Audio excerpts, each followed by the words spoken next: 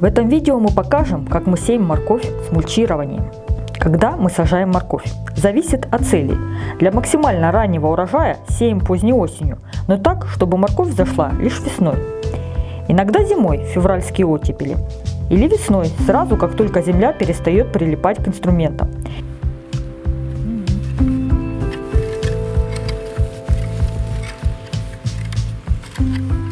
Иногда сеем даже летом. Такая морковь мельче, но лучше хранится до нового урожая. Какие нормы посева у моркови? Мы особенно не считаем, сколько сеять семян, и сыпем семена на глазок с большим запасом под прорывку. Потому что засеваем грядку всего около 7 метров длиной. Для большей площади мы бы сеяли гораздо реже, примерно через 1 см в ряду при 8-рядной посадке. Это все равно гуще, чем нужно, но прореживать было бы гораздо легче. А при плохих всходах на морковных грядках образуются проплешины, и ухаживать становится убыточно. Нужно ли проверять всхожесть? Желательно. Но мы не делаем, предпочитаем пересеять, опять же, из-за малой площади. Если бы речь шла о гектарах, проверка всхожести обязательна. Итак, насыпаем семена моркови в подходящую емкость и заливаем водой для замачивания. Попутно выполняем флотацию, то есть помешиваем семена с водой около 5 минут. И затем удаляем все, которые остаются плавать. Можно плавающие семена снять ложкой с отверстиями или просто аккуратно слить. Так мы отделяем от полновесных семян пустые и менее качественные. Морковные семена туго прорастающие, поэтому в воде их выдерживаем от 12 часов до суток. Дальше сливаем воду и подсушиваем посевную морковь до сыпучести. Это нужно, чтобы семена не прилипали к пальцам и друг к другу при посеве. Сушим на газетах или ткани, хорошо впитывающих воду. Периодически перемешиваем для более равномерной влажности. Если необходимо, заранее поливаем участок. Если мы это делаем, то обычно часов за 10-20 до посева. Такого времени достаточно, чтобы земля и хорошо пропиталась и перестала быть грязной.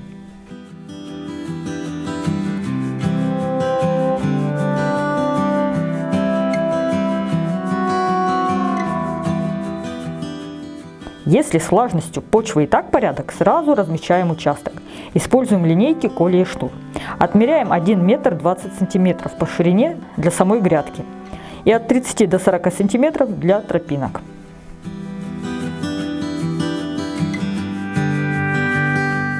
Дальше рыхлим самодельным рыхлителем на глубину около 10 сантиметров. Эта операция нужна, чтобы разрыхлить крупные комки земли перед проведением рядов, а также чтобы слегка выровнять поверхность.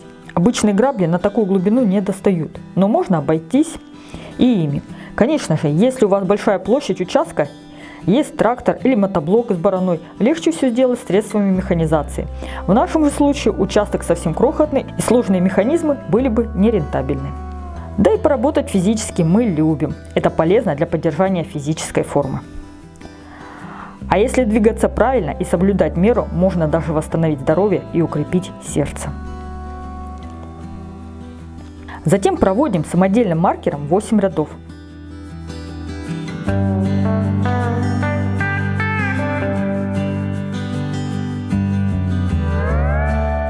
Ширина междурядий 15 сантиметров. Маркер дает одинаковую ширину междурядий и глубину посева, а также значительно ускоряет и облегчает работу. Можно ли посеять морковь без маркера? Конечно, можно. Конечно, можно провести ряды тяпкой или окучником, но делать это нужно как можно аккуратнее. Дело в том, что при разной глубине канавок всходы будут неравномерными. Плохо, когда одни семена еще не проросли и требуют рыхления, а другие давно зашли и ждут полива. Этот вопрос легко решается мульчированием и поливами. Но вот из-за разной ширины междурядий в будущем было бы сложнее рыхлить и полоть. Поэтому мы предпочитаем делать все ровно. Дальше проводим посев семян. Как уже упоминала ранее, сеем насыпом, запасом в несколько раз.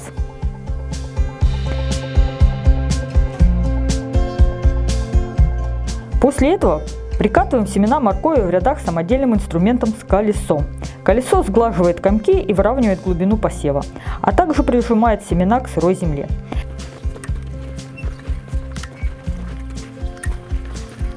Колесо можно заменить и руками, и, например, куском пластиковой трубки. Это не особенно удобно, но тоже вполне эффективно.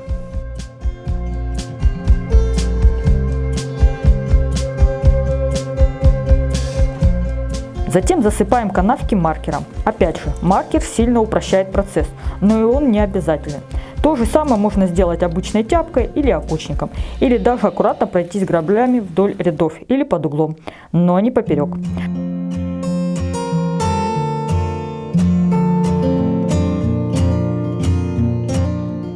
А если у вас есть какая-нибудь новомодная промышленная сеялка, большинство других инструментов не понадобится вовсе. Кстати, простейший маркер можно сделать из доски и подходящей палки. Мы когда-то делали.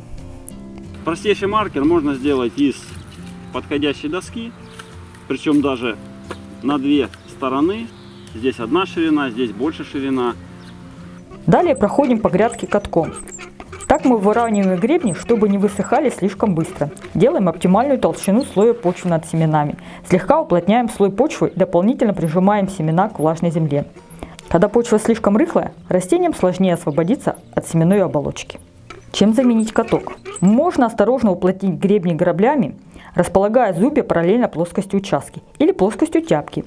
Можно даже похлопать ладонями, что хотя и трудоемко, но тоже вариант для малых площадей. А для больших нужны средства механизации.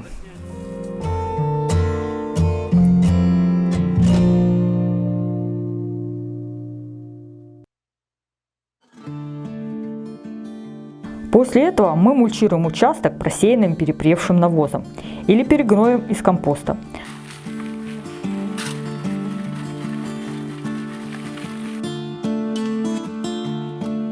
Нужно примерно 5-6 литров перепревшего навоза на каждый погонный метр грядки.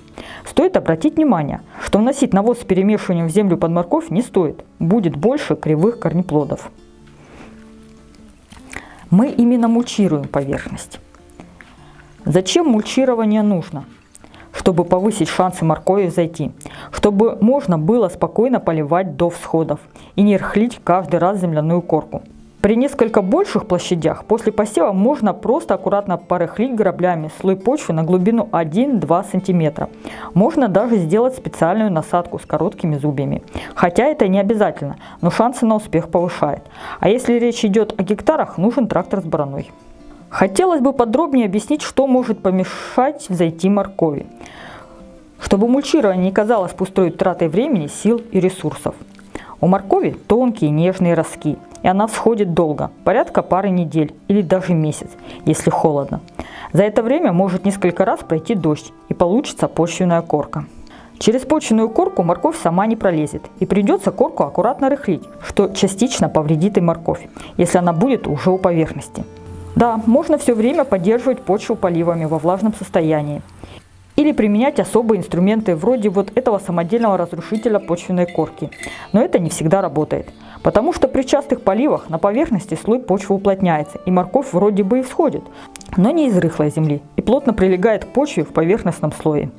И если припечет солнце и сильно нагреет мокрую темную землю, ножки растений перегреваются, ростки падают и гибнут. Эта проблема чаще возникает при летних посевах, но бывает у нас и весной. Еще один случай – это когда ростки моркови почти всходят, но вдруг проходит сильный ливневый дождь и образуется мощная почвенная корка. В этом случае ростки получаются заживо замурованными в корке, которую уже не получится порыхлить, не повредив растения. Можно размочить поливами, но делать это нужно своевременно, регулярно, до тех пор, пока все семена не взойдут. Иначе морковь попросту задохнется и сварится, когда взойдет солнце и нагреет почву. Поэтому мы и мульчируем. Конечно, слой мульчи не решает абсолютно всех проблем, но, как уже говорилось, повышает шансы. После посева обязательно наблюдаем, следим за состоянием земли. Если нет дождей и почва быстро сохнет, обязательно поливаем, не дожидаясь, пока сухость доберется до семян. Семена лежат, видишь? Угу. Проросшие, да? На этом все. Ждем всходов. С вами были Евгений и Татьяна Гордеевы.